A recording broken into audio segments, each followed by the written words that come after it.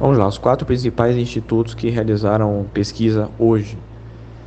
Em relação ao primeiro que foi divulgado, a Atlas, né? O Lula aumentou mais 0,4% a diferença.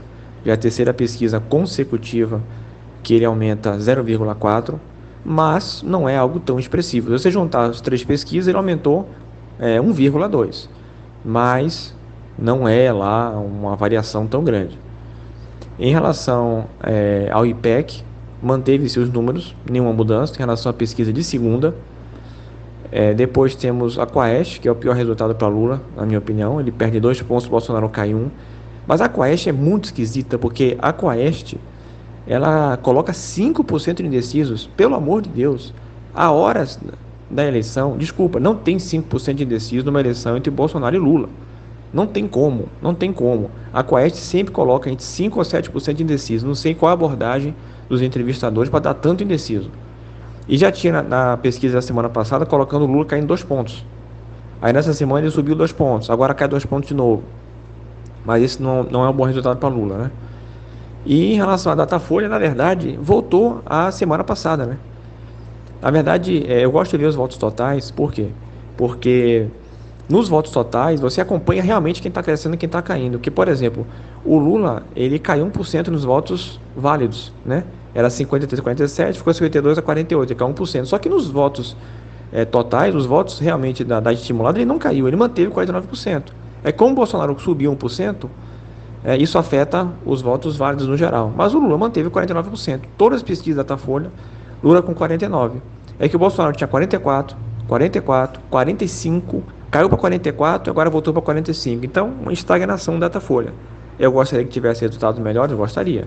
Gostaria. Mas não dá para tirar a conclusão em relação a essas pesquisas, não. Para mim, fora a Quaest, que é meio fora da curva, porque a Quaest é muito esquisita. As outras pesquisas, na minha opinião, aí mostram estabilidade. Pessoal, resumidamente, o que eu penso é o seguinte. Vamos lá. O IPEC acerta o resultado do segundo turno da eleição presidencial desde 1989. Ou seja, acertou todas desde a redemocratização. O IPEC coloca Lula com 54, Bolsonaro com 46. Eu não acredito que o IPEC vá errar por mais de 8 pontos, que é o que seria necessário para Bolsonaro virar. É uma coisa assim totalmente absurda de se acontecer. Não acredito. Eu penso que vai ser 54 e 46? Não, não acredito. Para mim vai ser 52 ou 53 a 48 ou 47. Não, eles não vão cravar. Mas acreditar que eles vão errar por mais de 8 pontos, não vejo como. Em relação ao Datafolha, esse no caso crava o resultado exato desde a eleição de 2010 e acerta dentro da margem de erro desde 1989. Então, o segundo turno da Datafolha é sempre excepcional o resultado. E coloca os 52 a 48, que na verdade é um pouco mais do que isso, né? É que existe um arredondamento.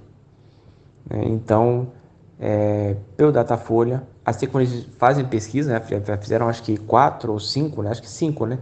Nesse segundo turno, é sempre 52 ou 53 a 48 ou 47. É aquela questão de que um oscila 3 décimos para um lado, aí arredonda para cima ou arredonda para baixo, né? E assim vai. Então deve estar mesmo ali uns 52,5, digamos assim, a 47,5. Ou seja, uns 5 pontos, na verdade, ao invés de 4, né? Deve estar algo em torno disso. E o Paraná Pesquisas, né? Se o Paraná Pesquisas, que sempre puxa para a direita de forma assim grotesca, é um instituto que inclusive bancou que o Aécio ia ganhar da Dilma, por exemplo. Tá colocando o Lula na frente, é que o Lula tá na frente mesmo, né? E na MDA também costuma puxar um pouco mais para a direita. Se o MDA colocou o Lula na frente, é porque o Lula vai ganhar mesmo. Uma pena que não teve o poder, data poder, né? Ou poder data. Porque se puxa demais para a direita também e vinha dando sempre 52 a 48 para o Lula. Então, assim, tudo leva a crer que o Lula vai ganhar.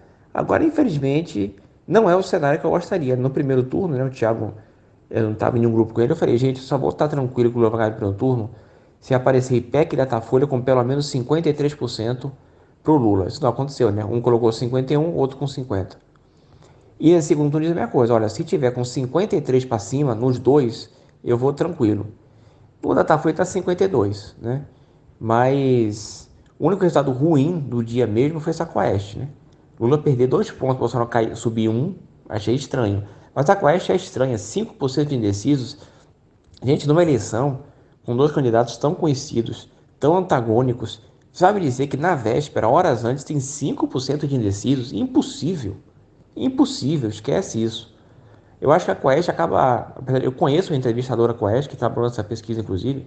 Sei lá, cara, acho que na hora os caras pegam os dados e inflam os indecisos para dizer que, olha, se a gente errou, a gente colocou os indecisos. Para arranjar desculpa, não é possível, né? Então tudo leva a crer que o Lula vai ganhar. Agora, se preparem, infelizmente, para uma vitória apertada. Não vai ser aquele 55, 45 que a gente gostaria. E se preparem para ver o Bolsonaro na frente logo de cara com uma vantagem grande, inclusive, né? Porque meu desejo é que o Lula ganhasse por um 55 a 45, com assim, o Bolsonaro começando na frente, vai começando uns 2 pontos, 4 pontos, ou seja, uma coisa que fica muito na cara que vai virar.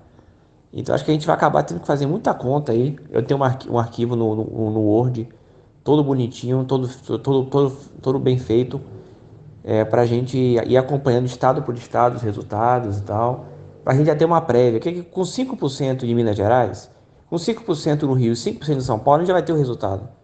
Não altera muita coisa com a apuração, não. Aí já vai saber se deu merda ou não. Mas vai ser aquela coisa assim, bem estressante, infelizmente.